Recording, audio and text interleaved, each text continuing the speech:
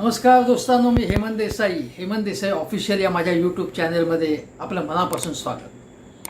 दोस्तांनो, आज तुम्हाला सकाळपासून खरं तर कालपासूनच एक प्रकरण गाजतं आहे महाराष्ट्रात, याची आपल्याला कल्पना असेल. मीरा बोरवणकर या माजी पोलीस अधिकारी, ज्येष्ठ पोलीस अधिकारी, निवृत्त पोलीस अधिकारी यांनी मॅडम कमिशनर या नावाने एक आत्मचरित्र लिहिलं आहे. त्यापूर्वी त्यांनी माझ्या आठवणीप्रमाणे 5-7 वर्षांपूर्वी लिव्ज ऑफ लाईफ म्हणून पुस्तक लिहिलं होतं, जे पुण्याच्या विश्वकर्मा पब्लिकेशनने प्रसिद्ध केलं होतं. त्यामुळे लिखाणाची त्यांना आवड आहे, चांगल्या पद्धतीने त्या लिहितात. आणि त्यांनी या आपल्या आत्मचरित्रात्मक पुस्तकामध्ये अनेक गोष्टी लिहिलेल्या आहेत. म्हणजे हे प्रशासन कसं चालतं, सरकारी प्रशासन, त्यामध्ये चांगले अधिकारी कसे असतात, व्यवस्था कशी असते, व्यवस्था काम कशी करते, काम करत नाहीत तेव्हा काय त्याचे दोष आहेत, त्याच्यातल्या त्रुटी काय आहेत, आणि हे कशा पद्धतीने हे प्रशासन सुधारलं पाहिजे, याचा सगळा आग्रह त्यांच्या या पुस्तकामध्ये दिसून येतो. मीरा बोरवणकर यांनी अत्यंत धाडसाने त्यामध्ये काही गोष्टीसुद्धा सांगितलेल्या आहेत. पण त्यांच्यावरती जे दुगाण्या झाडत आहेत आज सकाळपासून, महाराष्ट्राचे उपमुख्यमंत्री अजितदादा पवार यांचे जे, ज्याला आपण गणंग म्हणू, म्हणजे अत्यंत सुमार बुद्धीचे, सुमार वकुबाचे लोक त्यांच्या अवतीभोवती गोळा झाले आहेत. आणि जे कुठल्याही सत्तास्थानी असलेल्या माणसाकडून आपल्याला फायदे लाटायचे असतात, प्रसिद्धी मिळवायची असते, अशी माणसं जेव्हा मीरा बोरवणकर यांच्यासारख्या कार्यतत्पर, प्रामाणिक, कर्तव्यदक्ष आणि देशप्रेमी निवृत्त अधिकाऱ्याबद्दल वाटेल ते बोलत आहेत, त्याचा मी पहिल्यांदा धिक्कार करतो. आणि मीराताईंच्या धाडसाबद्दल त्यांना कडक सॅल्यूट ठेवतो. मीरा बोरवणकर यांनी या आत्मचरित्रात काय सांगितलं आहे ते आपल्याला माहिती आहे. त्याच्यातला थोडा भाग जो आहे तो मी वाचूनही दाखवीन. दोन तीन ओळी बातम्या काय आल्या आहेत त्याबद्दल. पण पहिली गोष्ट सांगायला पाहिजे की त्यांची बॅकग्राऊंड, त्यांची कारकीर्द बघा. त्यांचे वडील हे BSFमध्ये म्हणजे बॉर्डर सिक्युरिटी फोर्समध्ये होते, ओमप्रकाश चड्डा. त्यांचे मिस्टर जे आहेत अभय बोरवणकर, ते सनदी अधिकारी, प्रशासकीय अधिकारी म्हणून नावलौकिक मिळवलेला. आणि स्वतः मीराताईंनी पुण्यामध्ये म्हणजे पोलीस कमिशनर, मुंबईमध्ये आणि ठिकठिकाणी अत्यंत जबाबदारीची पदं भूषवून अत्यंत उत्तम कामगिरी बजावलेली. म्हणजे मला पटकन आठवतं ते जळगावमधलं वासनाकांड, महिलांवरती अत्याचार करणं आणि मोठ्या प्रमाणात करणं, महिलांना आयुष्यातनं उठवणं, हे जे प्रकार झालेले होते त्यावेळी हे सगळं प्रकरण, हे सगळं सेक्स रॅकेट उघडकीस आणण्यामध्ये त्यांची महत्त्वाची कामगिरी. दाऊदच्या आणि छोटा राजांच्या गँगमधल्या अनेकांना जेरबंद करणं, किंवा कसाबची जी फाशी झाली, कसाबलाचं शिफ्टिंग कसं त्यांनी केलं, जे मुंबईहून पुण्याला त्याला नेणं, अत्यंत गुप्त पद्धतीने ती कामगिरी करणं, संजय दत्तला या पद्धतीने नेणं. आणि संजय दत्तला असं वाटत होतं की अगदी रात्री आपल्याला का नेलं जातं आहे पुण्याला, तेव्हा येरवड्या जेलमध्ये त्याला असं वाटत होतं आपलं एन्काउंटर होणार आहे. तेव्हा त्याला असं सांगण्यात, त्याला असा दिलासा देण्यात आला की एन्काउंटर कसं काय होईल, आणि जेलच्या अधिकाऱ्यांना ते अधिकार नसतात, हे त्याला नीट पद्धतीने पटवून मग त्याला तिथे नेण्यात आलं. अशा अनेक गोष्टी मीराताईंच्या नावावरती आहे. अबू सालेम, जो माहिती आहे आपल्याला की मोनिका बेदी ही त्याची प्रेयसी चित्रपट अभिनेत्री, मोठा दाऊदच्या गँगमधला, मग काहीतरी त्यांच्यात काय मतभेद झाले असतील नसतील, पण तो गुंड, त्याला परदेशातून इथे त्याचं प्रत्यार्पण व्हावं म्हणून मीरा बोरवणकर यांनी अत्यंत चांगले, महत्त्वाचे प्रयत्न केले, यशस्वी प्रयत्न केले, हे आपण लक्षात घेतलं पाहिजे. ही सगळी त्यांची बॅकग्राऊंड जर लक्षात घेतली आणि त्यांची कामगिरी अत्यंत लख आहे. कोणीही त्यांच्याबद्दल वावगा शब्द बोलत नाही, आदराने बोलतात त्यांच्याबद्दल. एवढंच काय की निवृत्त झाल्यानंतर इंग्रजी चॅनल्समध्ये जेव्हा एन्काउंटर असेल किंवा पोलिसांमधला भ्रष्टाचार असेल, काही वाद असेल, त्याबद्दल त्या अत्यंत संयतपणे आणि वेगळे मुद्दे, ज्याला पोलीस दलामध्ये सुधारणा काय काय करता येईल, प्रशासनामध्ये सुधारणा काय करता येईल, हे अतिशय कल्पक पद्धतीने त्या सुचवत होत्या आणि सुचवत असतात. अशा या अधिकाऱ्यांनी काय बोलल्यानंतर म्हणजे आत्मचरित्राच्या बद्दल त्या आत्मचरित्रात त्यांनी काय लिहिलं त्याच्यामुळे कॉन्ट्रोवर्सी तयार झाली आणि मग त्यांनी आज पत्रकार परिषद घेतली. पण त्या आत्मचरित्रामध्ये त्यांनी असं म्हटलं थोडक्यामध्ये ज्यांना हे काहीच माहिती नाही, ज्यांनी पेपरही वाचला नाही किंवा काही बघितलं नाही, त्यांच्यासाठी की पुणे पोलिसांच्या येरवड्याच्या 3 एकर जमिनीचा 2010 मध्ये विभागीय आयुक्तांनी लिलाव केला. सरकारी जमिनीचा म्हणजे तत्कालीन पालकमंत्री अजित पवार म्हणजे पुण्याचे पालकमंत्री होते आणि आत्तासुद्धा त्यांनी ती हट्टाने हे पद मिळवले.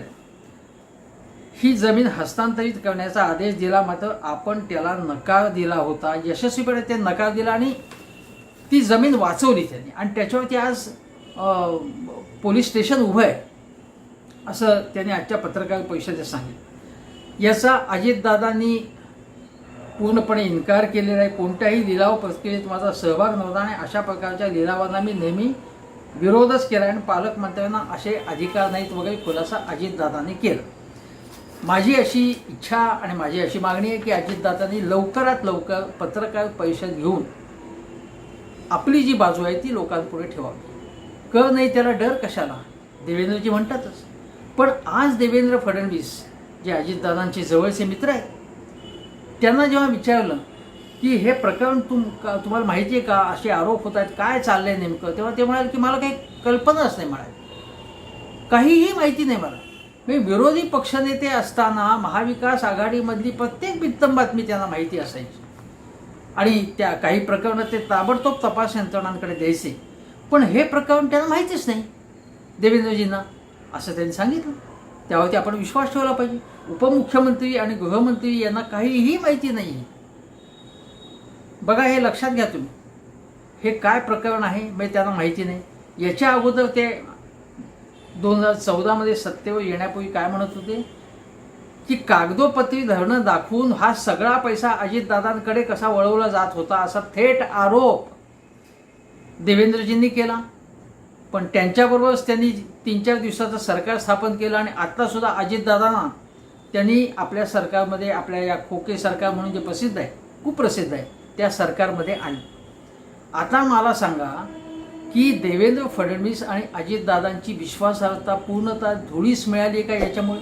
विचार करा तुम्ही, विचार करायला पाहिजे याचा की ज्या पब्लिक लाईफमधल्या प्रोबिटी किंवा स्वच्छतेबद्दल, सार्वजनिक शुद्धतेबद्दल तुम्ही आग्रह धरत होता, त्याचं काय झालं हे तुम्ही याचं उत्तर दिलं पाहिजे आता देवेंद्रजी. मी प्रश्न भारतीय जनता पक्षाच्या किंवा या महाशक्तीच्या स्वच्छ प्रतिमेचा आहे, त्याची आम्हाला काळजी आहे. महाविकास आघाडी सरकार संपूर्ण भ्रष्ट जर होतं तर आता तुमचं सरकार काय आहे हा प्रश्न लोक विचारतील. आता बघा, मीराताईंनी काय सांगितलं, मीरा बोरवणकर या अशा म्हणाल्या की ही शासकीय जमीन होती. म्हणजे ती येरवडा जेलसाठी, येरवडा पोलीस चौकीसाठी, पोलिसांच्या वसाहतीसाठी, पोलिसांच्या कुठल्याही पोलिसांचं मैदान असेल, पोलिसांचं प्रशिक्षण केंद्र असेल, हॉस्टेल असेल, पण या सुविधांसाठी ती वापरली गेली पाहिजे. पोलिसांसाठी जी जागा आहे ती जागाच लाटण्याचा प्रकार झाला. आणि कोण लाटत होतं तर शाहिद बलवा.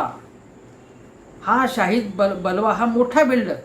आणि जेव्हा 2G स्कॅममध्ये त्याचं नाव आलं आणि 2G स्कॅममध्ये हे नाव आल्यानंतर मग हे प्रकरण थांबलं. म्हणजे ही जागा त्याचा लिलाव पुकारण्याचा झालेला होता.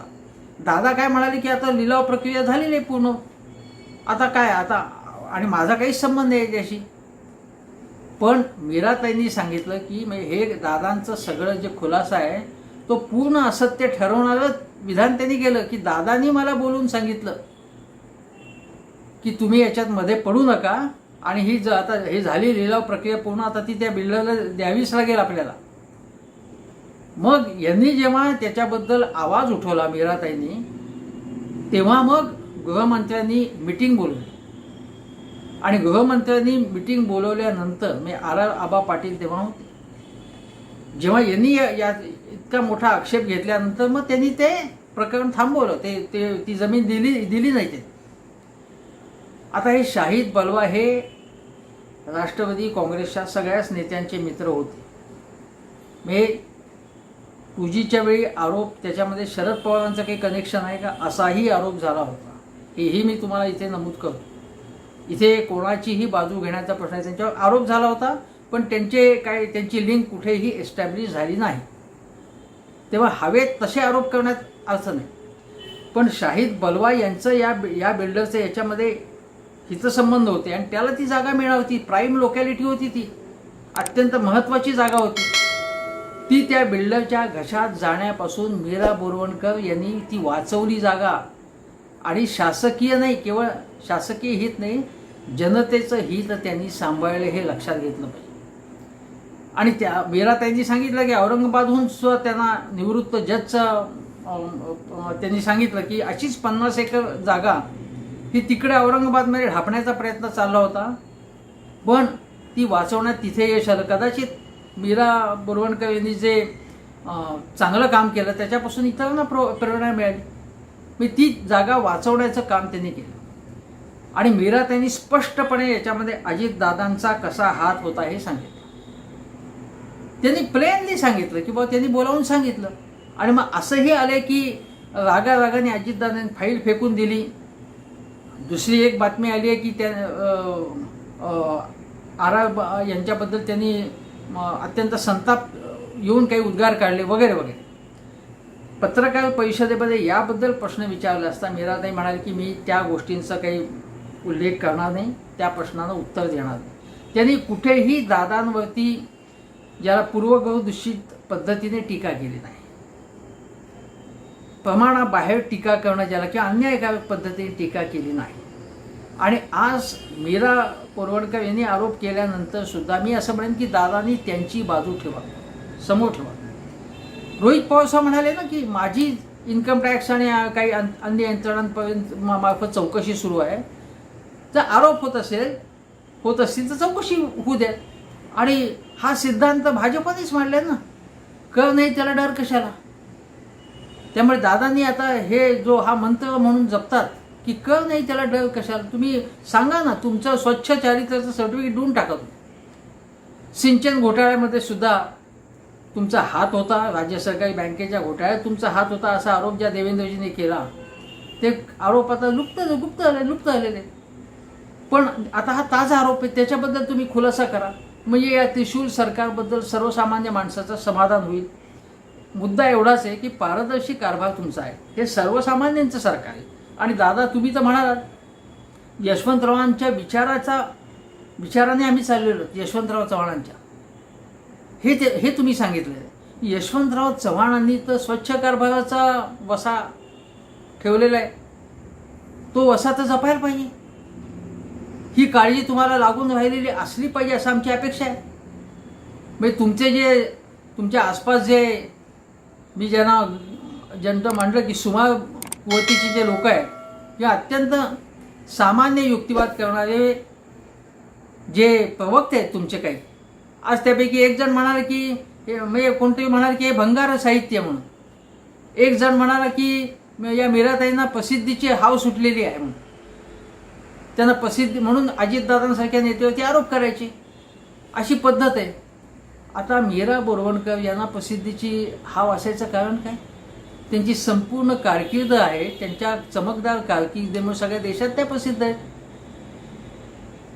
असे अत्यंत बोगस आणि फालतू आरोप करून, फालतू युक्तिवाद करून अजितदादा तुमची प्रतिमा आणखीन काळवंटी मलिन होती. ती आणखी इतके सुमार लोक तुम्ही आसपास ठेवू नका, एवढा मी तुम्हाला अनाहूत सल्ला देतो. काहीतरी युक्तिवाद असला पाहिजे, फॅक्च्युअल काहीतरी तुम्ही मांडला पाहिजे. त्या पुस्तकामध्ये कागदपत्र पुरावे असल्याशिवाय ते बोलणार ते नाही. आज तर पत्रकार परिषद घेऊन बोलल्यात ना त्या मीराताई, मग ताबडतोब तुम्ही उत्तर दिली पाहिजे होती त्याला. तुम्ही द्याल, आता आज रात्री द्याल, उद्या द्याल, परवा द्याल, पण त्यांनी ठोस पद्धतीने मुद्दे मांडलेले आहेत. आणि एवढंच नाही तर त्यांनी स्पष्टपणे मीराताईंनी सांगितलं की शासकीय अधिकारी म्हणजे सनदी अधिकारी, पोलीस अधिकारी, बिल्डर्स या आणि हे सगळे राजकीय नेते यांचं एक संगनमत आहे, यांची एक साखळी आहे. ती साखळी तोडली पाहिजे अशी ही मीराताईंची इच्छा स्वाभाविक आहे आणि ती जनहिताची इच्छा आहे. असं झालंच पाहिजे ही एक गोष्ट. दुसरं, पारदर्शी कारभाराच्या दृष्टिकोनातून त्यांनी सांगितलं की हे जे सगळे शासकीय जमिनींचे लिलाव झालेले आहेत हे सगळे हे सगळं लोकांसमोर आलं पाहिजे, याची माहिती ठेवली पाहिजे. आत्तासुद्धा मी तुम्हाला सांगतो की महाराष्ट्रामध्ये देवस्थानांच्या जमिनी या ढापण्याचं प्रकरण झालेलं आहे. तुम्हाला आठवत असेल की मराठवाड्यामध्ये राष्ट्रवादीतून भाजपत गेलेला एक नेता जो आहे त्यांच्यावरती ते आरोप झालेले होते. आणखीन काही ठिकाणीसुद्धा असे आरोप झालेले आहेत. देवस्थानांच्या जमिनी ढापणं आणि दुसरीकडे शासकीय जमीन एकूणच लाटणं हे अनेक प्रकार झालेले आहेत. आता मी तुम्हाला ताजं उदाहरण सांगतो की पुण्यामध्ये एक कालवा आहे. आता त्या कालव्याची जमीन ढापण्याचे प्रकार जोरात चालू आहेत. पुण्यामध्ये ज्या टेकड्या आहेत पुण्याच्या आसपास त्या टेकड्या छाटून बिल्डरांच्या घशात घालण्याचे प्रकार, यशस्वी प्रकार सुद्धा काही ठिकाणी करण्यात आले पुण्यामध्ये. त्यानंतर पुण्यामध्येच मनोहर जोशी माजी मुख्यमंत्री असताना त्यांचे जावई गिरीश व्यास यांनी शाळेची जमीन प्रभात रोडवरची प्राईम लोकॅलिटी अत्यंत मध्यवस्तीतली त्या ठिकाणची शाळेची जमीन ढापण्याचा उद्योग केल्यानंतर पुढे हे आणि आणखीन गोष्टी झाल्यानंतर मनोहर पंतांना राजीनामा द्यावा लागला. पुण्यामध्ये मी तुम्हाला दुसरी सांगतो, दुसरा एक जो उपव्यापी एक नेता आहे महाराष्ट्रातला, बेछूटपणे आरोप करणारा जो नेता पुण्यातले आणि एक माजी मुख्यमंत्री आहेत, पुण्यातला नेता नाही आहे तो कोकणचा नेता. त्यांनी अचानकपणे पुण्याच्या डेक्कन जिमखानाच्या जवळपासची जमीन त्यांनी घेतली आहे. आता त्यांनी कशामुळे काय करामिती करून ती जागा त्यांनी घेतली, तिथे काय त्यांनी केलं याच्या कारणे पुण्यातले लोक आपल्याला सांगतात. या पुण्याच्या गोष्टी झाल्या. मुंबईमध्ये जर आपण बघितलं तर मी अनेक गोष्टी तुम्हाला सांगू शकतो. एक तर म्हणजे हे पक्ष वगैरे मी सगळ्या बाजूला ठेवते. काँग्रेसच्या काळामध्ये वसंतराव नाईक मुख्यमंत्री असताना बॅक बे रेक्लेमेशन प्रकरण झालं. बॅक बे रेक्लेमेशन हा जो भाग आहे समुद्राचा जो भाग आहे, खाडीचा भाग जो आहे तो सगळ्या त्या जमिनी सगळ्या बिल्डरच्या घशात स्वस्तामध्ये टाकण्याचा प्रकार झाला. आणि त्यावेळी मृणालताई गोरे, पबा सामंत यांनी विधानसभा आणि बाहेर संपूर्ण परिसर दणाणून सोडला होता. त्या प्रकारे काँग्रेसची छिथू झाली होती त्यावेळी. ह्याच काँग्रेसच्या काळात म्हणजे आदर्श घोटाळा प्रकरण झालं अशोकराव चव्हाणांच्या काळात. आदर्श घोटाळा प्रकरण त्याच्यातनं पुढे काही झालं नाही, हा भाग सोडला, पण ते प्रकरण गाजलं. भूखंडाचं श्रीखंडमध्ये वसई विरारमध्ये भूखंड बळकावणं हे प्रकरण छगन भुजबळांनी त्यावेळी ते शिवसेनेत असताना शरदराव पवारांवरती आरोप केले होते. ते मुख्यमंत्री असताना तेव्हा आरोप केले होते, गंभीर आरोप केले होते. तसंही काही झालं. शिवळे छगनराव हे पवारांसोबतच गेले, आरोप झाले होते तेव्हा. अजून कितीतरी गोष्टी घडल्या आहेत की ज्या ताबडतोब सांगता येईल. एक सांगतो तुम्हाला की वरळीला पोलिसांसाठी जे आरक्षण होतं त्या सगळ्या जमिनी ज्या आहेत त्या आमदारांच्या सोसायट्यांसाठी देऊन टाकल्या गेल्या. मग त्यामध्ये सुखदा आहे, ते अनेक यांची नावं आहेत, त्या बिल्डिंगांची नावं आहेत. सुखदा, शुभदा, पूर्णा, गोदावरी, तापी सगळ्या पोलिसांच्या जागा आहेत या आमदारांसाठी, मंत्र्यांसाठी देण्यात येते. त्यात पॉश सोसायटी केव्हापासूनच आहे. हे सगळी प्रकरणं गाजलेली होती. किंवा पाटलीपुत्र नावाची सोसायटी होती, पाटलीपुत्र सोसायटीची, त्याचं प्रकरण गाजलं होतं. ते 15% त्याच्यातली जमीन होती पाटलीपुत्रमधली. ती जमीन कमर्शियल म्हणजे व्यापारी म्हणजे ज्याला कमर्शियल सेलसाठी होती. 15%च्या पेक्षा जास्त प्रमाणामध्ये ती व्यापारी त्याचा उपयोगासाठी, व्यापारी गाळ्यांसाठी, व्यापारासाठी देण्यात आली. म्हणजे कमर्शियल रेटनी कमर्शियल लोकांना, खाजगी व्यक्तींना विकण्यात आल्या त्या जागा. अनेक जागा जजेसच्या सोसायटीसाठी, सनदी अधिकाऱ्यांच्या सोसायटीसाठी, नरिमन पॉईंट असेल किंवा आपल्या मंत्रालयाच्या जवळचा परिसर असेल किंवा CCIच्या जवळचा परिसर आहे, त्या सगळ्या जमिनी आहेत. त्या सगळ्या अधिकाऱ्यांनी स्वस्तामध्ये भूखंड सोसायटी केल्या, आपल्या हाऊसिंग सोसायटी, आणि बळकावल्या त्या सगळ्या. असे अनेक प्रकरणं झाली आहेत ती. याच्यामध्ये कोणीही कुठलाही पक्ष याच्यापासून अलिप्त झाला नाही, अलिप्त आहे असं मानता येणार नाही. गिरण्यांच्या जागा, गिरण गावातल्या जागा, ज्या जागा मालकांनी या गिरण्या बंद पडल्या, या गिरण्यांच्या जागा, त्याच्यातला जो नियमात बदल असा करण्यात आला की जास्तीत जास्त जागा या गिरणी मालकांनाच मिळाव्यात, आणि त्यांनी तिथे मोठमोठे इबले टॉवर्स उभे केले, ज्या ठिकाणी आता IT industry, television industry, corporate ऑफिसर्ससाठी जागा देण्यात आलेल्या आहेत. तिथे किती भ्रष्टाचार, करोडोंचे व्यवहार, अब्जावधींचे व्यवहार याच्यामध्ये झालेले आहेत. मुंबई या लोकांनी विकायला काढली आहे. आता अजून एक सांगतो की हे एल्फिन्स्टन स्टेशन आहे, त्याच्याजवळ एक गिरणी होती. त्याच्या ठिकाणी तो तिथला जो तिथे IT उद्योग काढणार म्हणून त्याच्या नावाखाली त्यांना जास्त FSI दिला त्या ठिकाणी. मी त्या गिरण्यांच्या जागी मोठा टॉवर झाला आणि जास्त FSI दिला त्याला. करोडो रुपयांचे व्यवहार झाले. हे जे काही नियमात बदल करतात हे सरकारी अधिकारी, मंत्री त्यावेळेचे तुफान पैसा खातात. आज महाराष्ट्रातले अनेक बडे नेते, मंत्री यांच्याकडे यांच्या एवढ्या इस्टेटी आहेत. पक्ष सोडून द्या तुम्ही, पक्षाबद्दल मी काही बोलत नाही. हे कुठून आलेत त्यांच्याकडे पैसे? हे अशा व्यवहारातून आलेले आहेत. आता छगन भुजबळ यांच्या संस्थेला जी जागा कुठे दिली आहे, लीलावती हॉस्पिटल किंवा रंगभवन, रंगशारदा वगैरे त्याच्याच परिसरामध्ये त्यांना मोठी जागा मिळालेली आहे. कुठून हे असे व्यवहार होतात मला माहीत. दुसरी गोष्ट आहे SRA स्कीममध्ये होणारा प्रचंड भ्रष्टाचार, हाही आपण लक्षात घेतला पाहिजे. नंतर जो आपला नागरी जमीन धारणा कायदा आहे, तो कमाल जमीन धारणा कायदा, म्हणजे खाजगी व्यक्तींना इतकी जागा जमीन किंवा त्यांची जागा त्यांच्या ताब्यात असू शकते. हा कमाल जमीन धारणा कायदा कशासाठी होता की एकेका व्यक्तीच्या हातात जास्त जमीन आहे, एका मर्यादेच्या पलीकडे असेल तर ती शासनाने त्यांनी द्यायची, मग शासनाने त्याचा लोकांच्यासाठी वापर करायचा.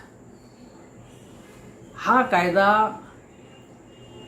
कायदा रद्द होऊ नये म्हणून ज्या पक्षाने मागणी केली, मोठा मोर्चा काढला, त्याच पक्षाची भूमिका नंतर बदलली. अशा अनेक गमती जमती याच्यामध्ये झालेल्या आहेत, हे लक्षात ठेवा. मुद्दा कशामुळे सुरू झाला आहे की मीरा बोरवणकर यांच्या. मीरा बोरवणकर हा जो वेगवेगळ्या हाऊसिंग सोसायट्यांमधला जो भ्रष्टाचार आहे, SRA मधला आहे, सिडकोमधला आहे, म्हाडामधला आहे, हा प्रचंड भ्रष्टाचार आहे. आणि हा भ्रष्टाचार सगळ्या पक्षाचे अनेक नेते, प्रशासक, वेगवेगळे लोक आहेत. सरकारी जमिनी स्वस्तात मिळवून किंवा फुकटात मिळवून तिथे आपल्यासाठी घरं बांधणं. अगदी मी ज्या व्यवसायामध्ये आहे त्या पत्रकारांना सवलतीत घरं देणं, त्याच्यामध्ये काही घर प्रकरणं, असे अनेक प्रकार झालेले आहेत. हे नाकारण्याचं कारण आहे. पण आता आपण हा मुद्दा मर्यादित करू, आणि मर्यादित अशासाठी करायचं की शासकीय जमीन बघा, सरकारला अनेक गोष्टींसाठी, सरकारच्या कार्यालयांसाठी किंवा पोलीस अधिकाऱ्यांना समजा प्रशिक्षणासाठी किंवा त्यांना फायरिंगसाठी जे मैदान लागतं त्यासाठी, जसं नायगावला मैदान आहे, हॉस्टेलसाठी किंवा कुठल्याही पब्लिक कॉजसाठी, मैदानासाठी, बागांसाठी असेल, हॉस्पिटलसाठी असेल, शासनाच्या जागा आहेत त्या जागा अशा कोणालाही बिल्डरला दिल्या तर शासनाला सर्वसामान्य गोरगरिबांसाठी काहीही करता येणार नाही. बस स्टँडसाठी, ST साठी, रेल्वेसाठी सतत जमीन आपल्याला लागते. आता या जमिनी सरकारकडे आहेत, त्या जमिनी जर लिलावाने दिल्या जात असतील किंवा सवलतीत दिले असतील ते भूखंड, अलीकडच्या काळात किमान गेल्या 10 वर्षात अशी काही प्रकरणं वादग्रस्त झाली असतील तर त्याची चौकशी झाली पाहिजे. आणि हे केवळ आरोप प्रत्यारोप करण्यासाठी नाही आहे, हे आम्हा लोकांसाठी. आपल्याला समजा स्वस्तात घर बांधणी हवी आहे. झोपडपट्ट्या का वाढतात तर म्हाडा असेल, सिडको असेल, या सगळ्या ज्या घर बांधणी क्षेत्रात ज्या संस्था आहेत त्यांनी काम गेल्या अनेक वर्षामध्ये केलंच नाही. पैसे नाहीत म्हणून, जागा नाही, जमिनी नाहीत म्हणून. कशामुळे? म्हणून झोपडपट्ट्या वाटतात, कारण रास्त किमतीत जमिनी मिळत नाहीत, विशेषतः शहरांमध्ये. हा सगळा जो इश्यू आहे तो केवळ मीरा बोरवणकर आणि अजितदादा पवार यांच्यामधला नाही आहे. हा प्रकरण शासकीय जमिनींचे व्यवहार पारदर्शी पद्धतीने होण्याच्या संदर्भात आहे. मूळ प्रश्न तो आहे आणि त्याची चौकशी झाली पाहिजे, हा भाग आहे. दुसरी गोष्ट की माझं म्हणणं असं आहे की तात्विकदृष्ट्या नैतिकदृष्ट्या अजितदादांनी राजीनामा दिला पाहिजे. न पेक्षा त्यांनी पत्रकार परिषद घेऊन हे सगळं खोटं आहे म्हणून सांगावं आणि पुराव्यासकट सांगावं आणि नाहीतर चौकशी होईपर्यंत राजीनामा द्यावा. उद्या काही त्यांना ते निर्दोष आढळले तर पुन्हा त्यांनी या पदावरती यावं. साधी गोष्ट आहे. ज्या पद्धतीने जॉर्ज फर्नांडिस यांनी तहलका प्रकरण निघाल्यानंतर राजीनामा दिला आणि मग ते पुन्हा संरक्षण मंत्री झाले, त्याप्रमाणे अजितदादांनी हे नैतिक धैर्य दाखवावं. लालबहादूर शास्त्रींची ते आठवण करतात किंवा आजच एका भाषणात त्यांनी आबांची आठवण काढली की गाडगे बाबा स्वच्छता अभियानसुद्धा आबांनी फार चांगलं राबवलं होतं आणि आबा हे ज्या आधुनिक गाडगे बाबा आहेत असं म्हणतात. ज्या आबांबद्दल त्या इतका आदर व्यक्त करतात, ज्या आबांबद्दल त्यांच्याबद्दल इतके चांगले उद्गार आज काढतात, तर त्यांच्यासारखा प्रामाणिक व्यवहारसुद्धा अजितदादा करतील अशी मी अपेक्षा व्यक्त करतो. आणि दुसरी गोष्ट अशी की याच्या पुढच्या काळात तरी सुपर कॉप मीरा बोरवणकर असतील किंवा अशा कोणत्याही कार्यतत्पर प्रामाणिक अधिकाऱ्यांनी जर एखादा गौप्यस्फोट केला तर त्याचं निव्वळ राजकारण न करता त्यांनी ज्या गोष्टी मांडल्या त्यापासून बोध घेऊन शासकीय व्यवहार पोलीस दलातले व्यवहार सुधारले पाहिजेत. आजही पोलीस दलातल्या बदल्यांमध्ये भ्रष्टाचार चालतो. पोलीस दलाबद्दल काही बोललं तर एका पक्षाचे महाराष्ट्रातले एक मराठी अस्मितावादी नेते म्हणतात की आम्ही काय पोलिसांबद्दल बोलणार नाही. अरे काही पोलीस भ्रष्टाचार करत असतील तर पोलीस दलाबद्दल काही बोललो तो देशद्रोह झाला असं थोडंच आहे. पोलीस दलामध्ये तुफान भ्रष्टाचार चालतो. तुम्ही आकडेवारी बघा, महसूल आणि पोलीस दल हे याच्यातच मोठा भ्रष्टाचार चालतो. अशा याच्यामध्ये मीरा बोरवणकर यांच्यासारख्या कर्तव्यदक्ष सत्यवादी प्रामाणिक अधिकारी काही गोष्ट समोर आणत असतील, निवृत्तीनंतर का होईना. शासकीय चौकटीत आरोप करण्याची बंधनं असतात. आरोप करता येत नाही तर राजीनामा द्यायला गेलं तर काढून टाकतील त्यांना. त्यामुळे निवृत्तीनंतरच असं माणूस बोलू शकतो, लिहू शकतो. त्यामुळे माझ्या मते मीराताईने अत्यंत चांगलं काम केलेलं आहे. अजितदादा यांनी राजीनामा द्यावा, नाहीतर चौकशीला सामोरं जावं, नाहीतर स्पष्टपणे पुराव्यासह माझा त्यामध्ये काहीही संबंध नव्हता हे सिद्ध करून दाखवावं. पण नैतिकदृष्ट्या दादांनी राजीनामा देणं हे योग्य होईल असं मला वाटतं. आता इथेच थांबतो. त्यापूर्वी पुन्हा एकदा आवाहन करतो की हेमंत देसाई ऑफिशियल हा चॅनल सबस्क्राईब करा आणि आपल्या प्रतिक्रिया मनमोकळेपणे व्यक्त करा, व्हिडिओ शेअर करा. एवढंच सांगतो आणि नमस्कार.